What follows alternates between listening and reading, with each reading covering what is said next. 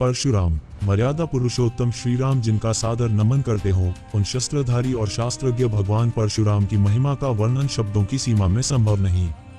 वे योग, वेद और नीति में निष्णात थे, तंत्र कर्म तथा ब्रह्मास्त्र समेत विभिन्न दिव्यास्त्रों के संचालन में भी पारंगत थे, यानी जीवन और अध्यात्म की हर विधा के महारथी। विष्णु के छठे अवतार परशुराम पशुपति का तप कर परशुधारी बने और उन्होंने शस्त्र का प्रयोग कुप्रवृत्तियों का दमन करने के लिए किया।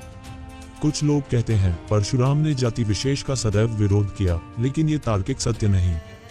तथ्य तो यह है कि संहार और निर्माण दोनों में कुशल परशुराम जाति नहीं अपितु अवगुण विरोधी थे। गोस्वामी तुलसीदास के शब्दों में, जो खल दंत करहूं नहीं तोरा, भ्रष्ट होए श्रुति मार्ग मोरा की परंपरा का ही उन्होंने भली भांति पालन किया। परशुराम ने ऋषियों के सम्मान की पुनर्स्थापना के लिए शस्त्र उठाए। उनका उद्देश्य जाति विशेष का विनाश करना नहीं था। यदि ऐसा होता तो वे केवल है वंश को समूल नष्ट न करते। जनक, दशरथ आदि राजाओं का उन्होंने समुचित सम्मान किया। सीता स्वयंवर में श्री राम की वास्तविकता जानने के बाद प्रभु का अभिनंदन किया तो कौरव सभा में कृष्ण का समर्थन करने में भी परशुराम ने संकोच नहीं किया।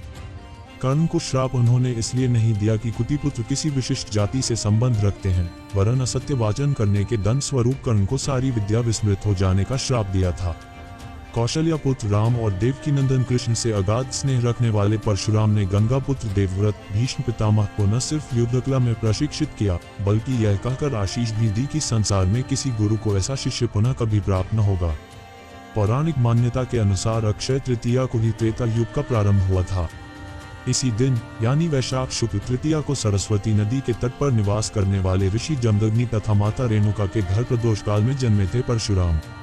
परशुराम के क्रोध की चर्चा बार बार होती है, लेकिन आक्रोश के कारणों की खोज बहुत कम हुई है।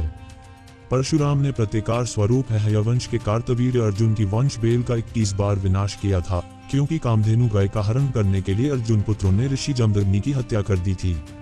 भगवान दत्तात्रेय की कृपा से 1000 भुजाएं प्राप्त करने वाला कार्तवीर्य अर्जुन दम से लबालब भरा था। उसके लिए विप्रवत जैसे खेल था, जिसका दंड परशुराम ने उसे दिया। ग्रंथों में ये भी वर्णित है कि सहस्त्रबाहु ने परशुराम के कुल का 21 बार अपमान किया था। परशुराम के लिए पिता की हत्या का समाचार प्रलयातीत था। उनके लिए ऋषि जमदग्नि केवल पिता ही नहीं, ईश्वर भी थे। इतिहास प्रमाण है कि परशुराम ने गंधर्वों के राजा चित्ररथ पर आकर्षित हुई मां रेणुका का पिता का आदेश मिलने पर वध कर दिया था।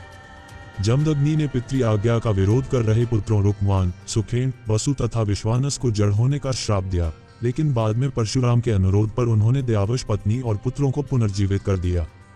पशुपति भक्त परशुराम ने श्री राम पर भी क्रोध इसलिए व्यक्त किया क्योंकि अयोध्या नरेश ने शिव धनुष तोड़ दिया था। वाल्मीकि रामायण के बालकांड में संदर्भ है कि भगवान परशुराम ने वैष्णव धनुष पर शरसंधान करने के लिए श्री राम को कहा।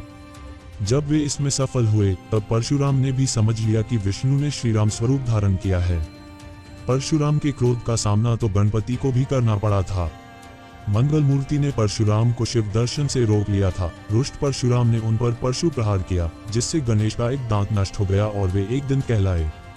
अश्वत्थामा, हनुमान और विभीषण की भांति प्रभु स्वरूप परशुराम के संबंध में भी यह बात मानी जाती है कि वे चिरजीवी हैं।